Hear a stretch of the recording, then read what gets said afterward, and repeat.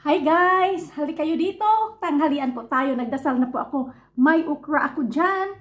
May atalbos ng kamote. Tsaka may isdang pinaksiw. At may kanin. Tapos may sausawan. At alam nyo ba kung ano ang gamitin natin ngayon is anchovy sauce. Ang una sa ginamos. Ayan. Yan. Nabili namin ngayon lang ng asawa ko doon sa Asian shop. Sa Indian shop pala. Okay, kain tayo. Nagdasal na po ako. Ito na. Steam lahat ito. Ayan.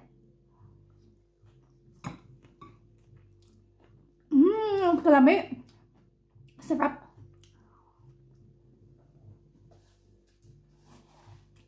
Sarap guys, una sa ginamos. Ano ba yung una sa Tagalog? Hindi ko alam. Ayan okra. In-steam ko. Pisaan natin ang kamati, limonsito. Yan, wala akong kamatis ngayon. Kaya ano lang, sibuyas bombay, sili at saka ahos. Ubawang yung gamit ko. Yung kasarap guys. Uy, kasarap-sarap. Ito. Paka natin ito.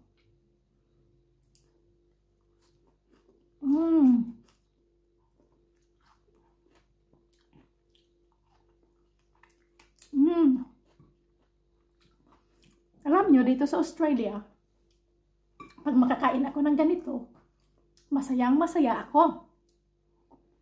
Bakit? Dahil para din ako nasa bukid namin.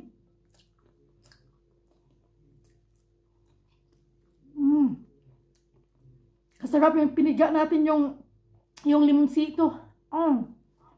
Nako. Yan. Ayan, anchovy sauce siya. Yan, nabili natin.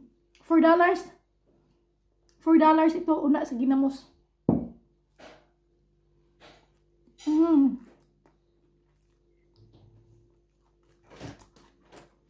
Sarap. Oh guys, napakasarap po. Super. Yung asawa at anak ko, ayun, asawa ko pizza, leftover nila, yung pizza ang tanghalian niya. Anak ko naman sausage rolls yung ginawa ko. Nasakapan sila sa luto kong sausage rolls guys. Palagi naman yan silang gustong gusto yung luto ko.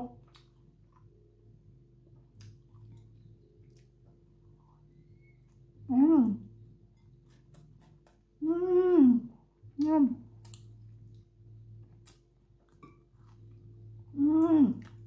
Nako. Walang tatalo sa sarap. Yan ito, pinipik ko ito sa garden. Ngayon lang din. Ngayon lang mga 11:00. Uy, tinuro kalami.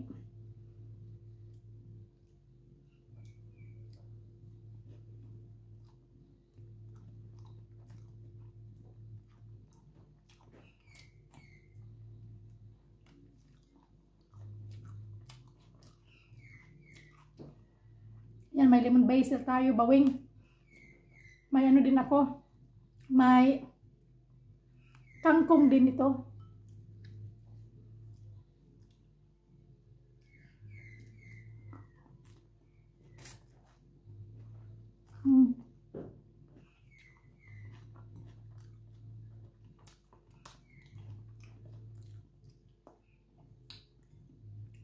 Malis kami kanina ng asawa ko.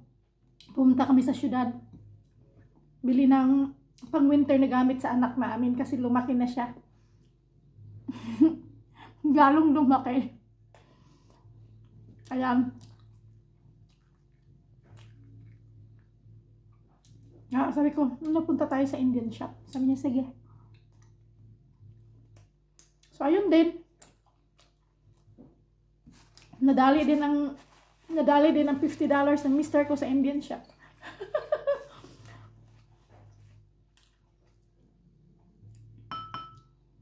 Yan.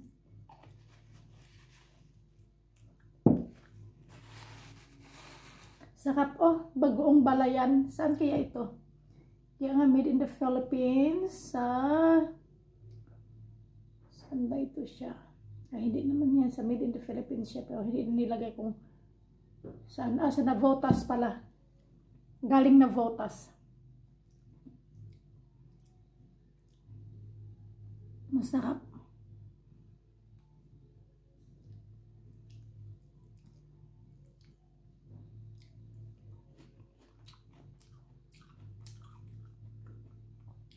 The music is not ours, it's from the neighbor. It's in the other street. It's a different street.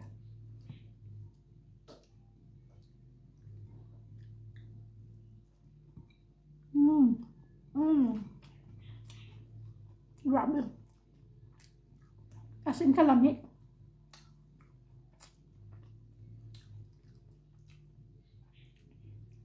Alam nyo, sinauli ko yung ibang kanin. Kasi isang bandihado sana yung kainin ko. Naawa ako sa katawan ko.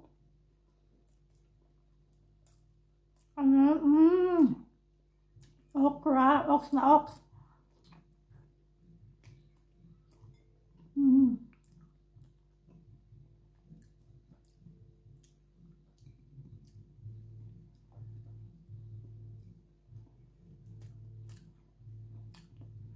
Yan na, pinaibabaw ko sa kanin. Nagsayang ko, pinaibabaw ko itong okra. Para, automatic na. Diba? Pinaibabaw ko sa kanin.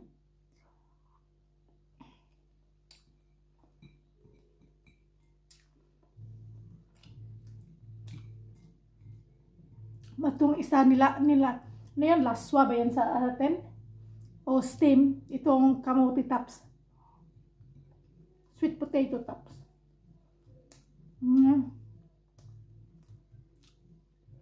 Ayan o.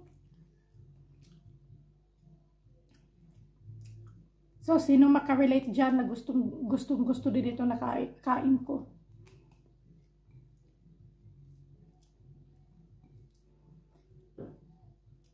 Itong ano ko, itong kamote ko, nag-bloom talaga siya. Nagtanim ako doon sa labas ng bahay, sa labas ng ano namin, fence.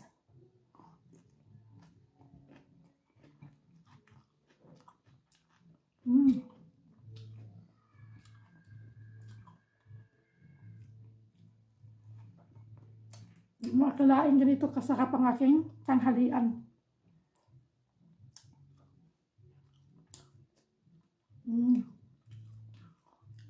Yan.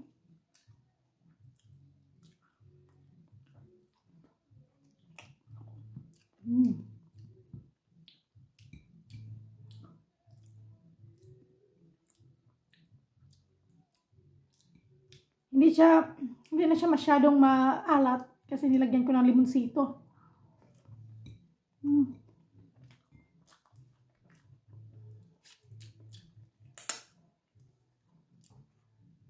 May tea ako dito.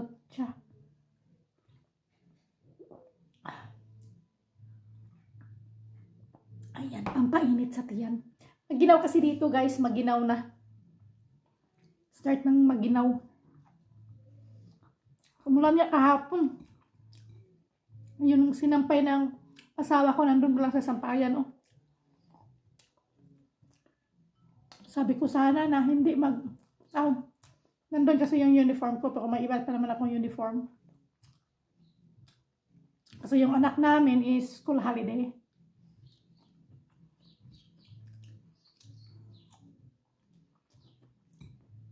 So okay lang.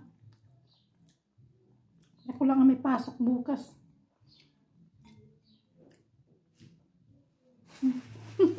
Sorry.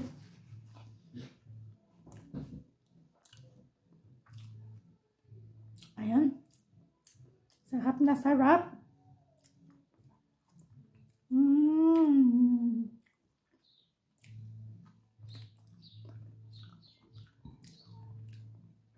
May natira pa akong ano doon. Natira pa akong ito, okra at saka yung sitaw. igulay ko yung next day. Pero itong dahon ng kamote at saka yung kangkong, hindi ko nilagay, hindi na ako naglagay sa ref para sa next day na gulay.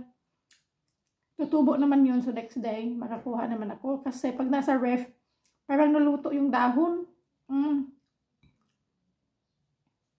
Kaya, ito na lang, niluto ko na lahat. Kainin ko na lang lahat.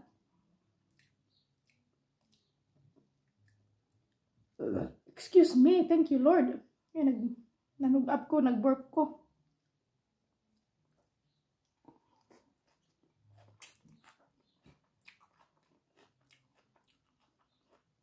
Ayan.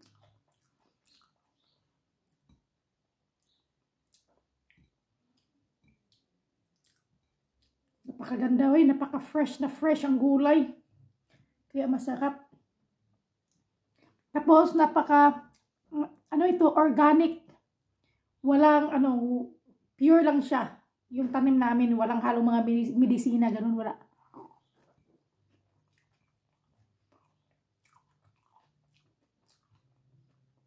Kaya kailangan mo talagang hugasan at i-check kung wala bang kumimbot-kimbot sa dahon. Alam niyo na yun. Ayan. Tapos Lord, thank you. Napakabusog ko na.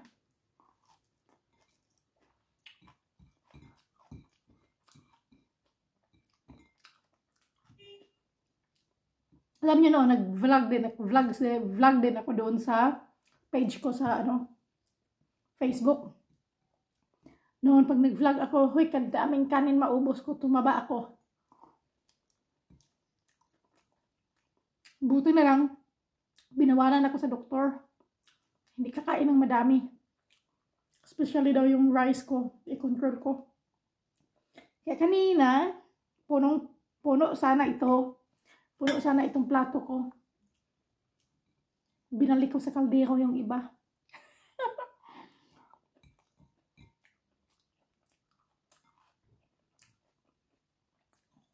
Last okra.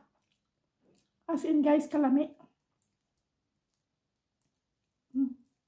Gahi-gahi naman. Pinawi. Gamay siya, pero gahi naman.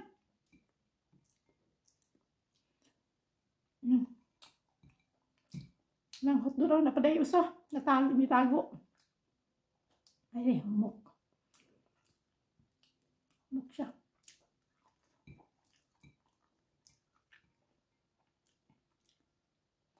Anchovy sauce, bagoong balayan.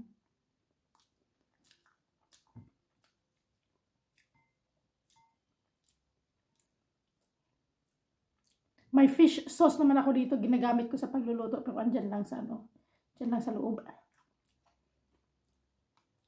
Nasa loob lang. Ginagamit ko yun sa magluto ako ng mga noodles. Uy, talking about noodles, may nabili ako ha. Kabili ako ng bihon. Bihon espesyal. Kabili ng isda. Kabili nitong bagoong. At saka yung cake. Yung mga, yung cupcake gani sa Philippines. Sa Philippines. Na made in the Philippines na cupcake. Yun. Gusto ng anak ko yun. Tapos nakabili din ako ng munay.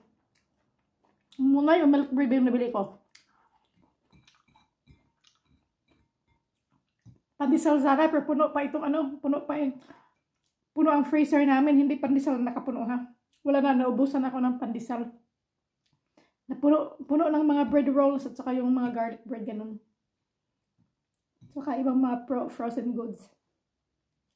Magbibili sana ako ng saging kasi swak na swak dito sa bagoong ko, pero ang saging nila is yung malaking, wala yung maliit na pack, yung malaking pack. Naku, alam nyo na, mahal. Kung may maliit ang hinanap ko, sabi ng asawa ko, kunin mo na yung malaki. Sabi ko, hindi. Mahal eh. Yun lang sanang maliit. Ayan. Ito na. Ubos na ang ating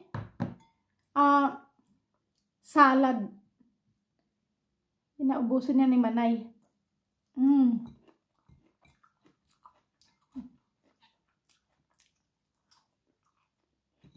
Yan.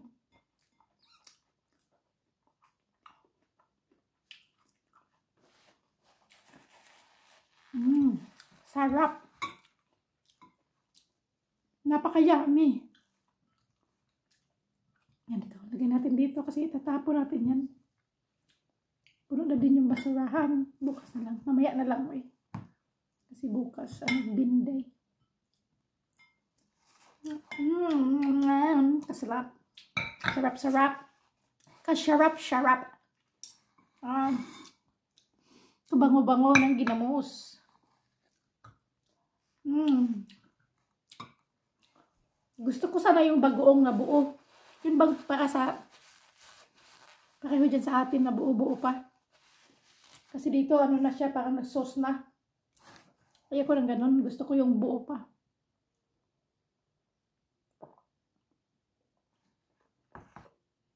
Asing kalamig guys. Sawi. Asing kalamig kayo.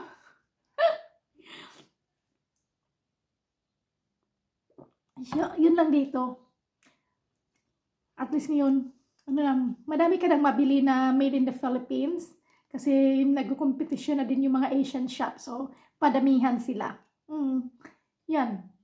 Pero itong Indian shop dito, mostly kasi alam niya kadaming Filipino na dito sa amin, sa Mildura, sa Sunrise, kadami ng Filipino. So, madami na talaga siyang produkto na galing sa Philippines. Ayan. Pati yung mga chorizo, mga hotdog, mga tender juicy hotdog, yung mga Filipino bread, andon, yung mga bangos, boneless bangos, mga shock ako doy. Pinuntahan ko yung daing section. Wala na, mayroon pero hindi na kasi may selection madami sila. Ngayon, konti na lang ang natira nila. Sabi ko, hoy, ginawa ko. So, meaning to say, it's good. Kasi, madami ng Filipino dito sa Mildura. Madami nandito, hindi lang sa Mildura, kundi buong Sunrise siya, pati na din dito sa Wentworth. Kasi magkatabi, yung sa border kami sa New South Wales. Tapos yung Mildura is Victoria. So, it's only like 25 minutes away. Mula sa amin dito sa Wentworth, sa sentro ng Wentworth, CBD, papunta sa Mildura, CBD is only like 25 minutes. So, nandun, magkalapit border kami sa Victoria. Tapos kami sa New South Wales. Yan. So, meaning to say, daming Filipino. So, ayan, masaya ako. Bakit ako masaya? Kasi madami ang magiging maganda ang buhay. Hindi lang sa sarili nila, kundi pati na sa pamilya nila. Kasi nandito nandito tayo para sa pamilya natin, di ba? So, ayan, kaya masayang-masaya ako. Sabi ko, huy, gusto ko, pinipray ko talaga yan mula pa noon na madami ang Filipino dito na bibigyan ng chance na makapagtrabaho dito. Na hindi lang yung yung mga skilled workers, ayan. At sana, darating din ang panahon, sabi nila, soon, pero we need to wait. Soon daw, yung mga, yung parang backpackers, working holiday visa, is open for Filipinos, pero parang mga July pa yata. So, I'm not so sure yet. So, that's based on my research, ha? So, ayan. So, maganda yon kasi kayong mga bata, I think 18 yata. I'm not so sure the age until 30. So, makakapunta sila dito, makapagtrabaho. Ayan. So, yun, it's a good, very, very good opportunity for Filipinos to work here in Australia. So, hindi naman kalakihan ang conversion kasi ngayon, it's only like 35 something or 37. In $1 Australian is equivalent only for 35 to 37 in Philippine money. So, ayan, hindi kalakihan pero napakagandang opportunity, di ba? So, yung iba naman sa Amerika sila gusto magpunta kasi mas malaki doon sa US. Mas malaki ang conversion. Tapos, mas mas ano, doon din sila nangarap na magpunta, di ba? Pero yung ibang nangarap na makapunta sa Australia, ayan, it's a very good opportunity na lalong-lalo na sa mga batang-bata pa. Yan, makakatulong sa mga magulang, sa mga kapatid, at sa iba pang gusto nilang tulungan. Ganun. Ganyan naman tayo mga Filipino eh. It is in our culture na magtutulungan. So, ayan. Guys, ayun anak ko. Sumigaw, naglaro siya. Yan guys, thank you for watching our video. And, paki-subscribe po ng aking channel. Huwag pong kalimutan. Subscribe po ang Mary Eats Mary Talks. Isa lang yan, Mary Eats Mary Talks. Yan, kasi ako, kumakain, nagluluto, at mahilig din akong makikipag-usap. Ayan. Thank you po. Love you all. And God bless. Bye-bye.